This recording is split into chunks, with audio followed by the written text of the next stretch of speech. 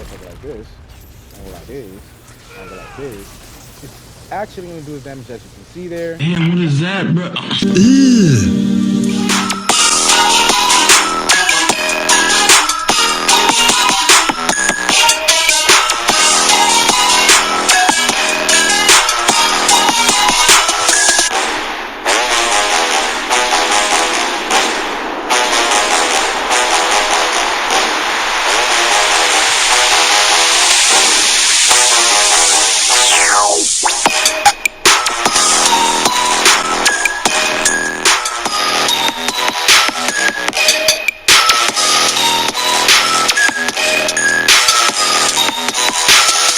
How's it going, everybody? Since my last video did so well, I decided to do a quick short little overview of this build.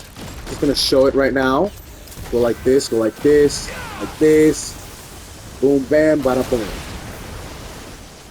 There you go. Look at all that damage. It's so satisfying whenever I do that. But the reason why this build is so special, makes it so special, is that I can infinitely be in my Havoc form.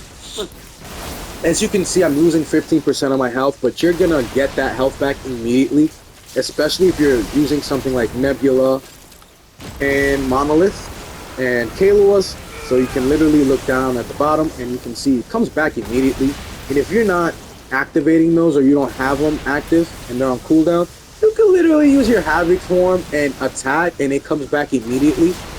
The enemies are gonna hit you and they're gonna do more damage than you lose from using your skill. So you don't ever have to fear using your skill ever.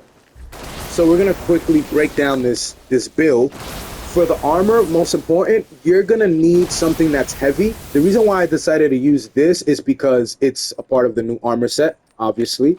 So what I recommend are Lido armors because you're not gonna need to worry about the weight. Absolutely not. Because you're always dodging in your Havoc form.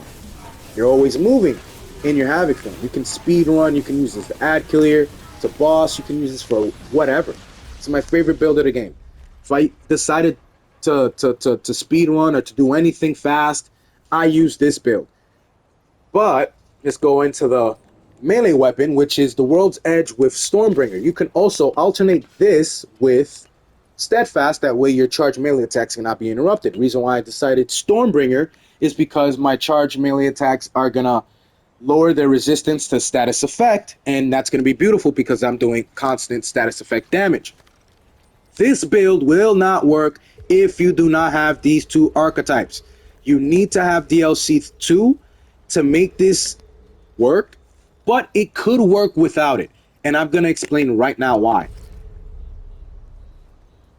As you can see down here, Gifted gives you a skill duration of 30% bonus. That's good for your skill duration, but what makes this good as well is the skill cooldown being reduced whenever you activate a skill. Okay, so now we're going to go here, we're going to look at the stats. Your skill duration is going to be beefed up. It's also because of this, the Burden of the Rebel. We're going to get into it right now. The skill... Whoa, it's not actually because of this, but we're just going to get into it anyway. It reduces the relic speed by 25% and the skill cooldowns by 15%. We're going to immediately go into what we needed to look at. Reduces skill cooldowns by 20% and increases skill duration by 15%. This is beautiful. This is what we need for this build. Now, that thing that gives you the reduced skill cooldown by 15% and whenever you lose your health is by the Stargazer ring. This is not gonna affect you much. You will get affected if you get caught with your pants down by having low health, and trust me, I rarely get caught with my pants down. What do you mean by that?